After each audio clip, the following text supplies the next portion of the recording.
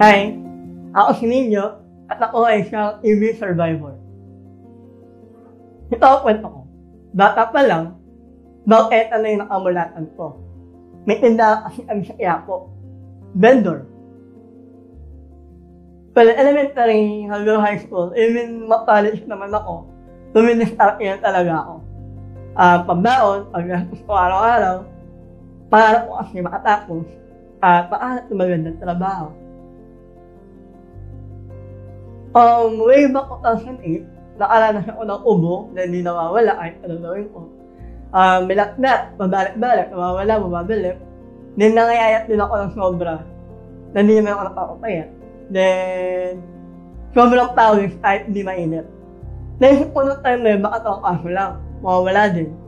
Ako kasi titip mo ng tao na kung kaya ko naman, titiisin ko muna. Wala siyang paggastos. Mga ilang araw lumipas, hindi pa rin nawawala yung ubo ko at yung ibang sintomas. Mas lumala pa nga. Then sa gabi, simuha ako ng dugo. Then nasabi ko sa sarili ko na may TB nga ako. Then the following day, dinala ko ni Mama sa health center. Sa health center, nung pumunta kami dun, hindi naman kami bago dun. Kumbaga kilala na kami kasi hindi lang naman ako yung una nakatibig sa pamilya namin. So, papunta namin dun, binigyan kami ng gamot, kami lahat, inom yung mga 6 na buwan, umuwi na kami.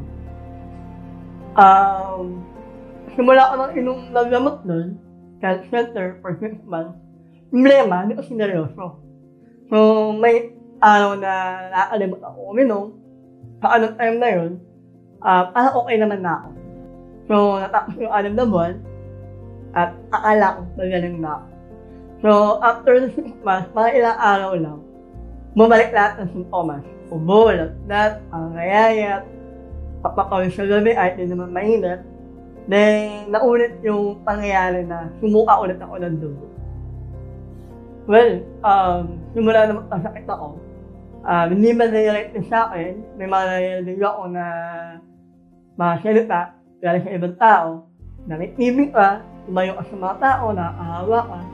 So, noong time na yun, naisip ko na nandidiri sila, at ang sumunod na, nandidiri ako sa sarili ko kasi nga, may TB ako. Then, mahirap kami siyan, sa anak pa namin nagagaling na natatibig ka kasi makasalanan ng pamilya mo. So, maliban sa sakit ko, yun yung mga isa sa dahilan na nagpapabigat sa kalooban ko at pinapababa yung kumpiyansa ko. Okay. So, natapos ko yung 22 months. Ngayon, I'm a survivor advocate. Sa TB people, nakikipag-usap kami sa mga taong may TB, may mga concert, tutulungan namin sila para make sure namin yung mga karanasan namin. So, dahil naniniwala ako na bawat kwento na meron tayo may kwenta. Itong kwento ko yung madalas ko binabahagi sa mga tao.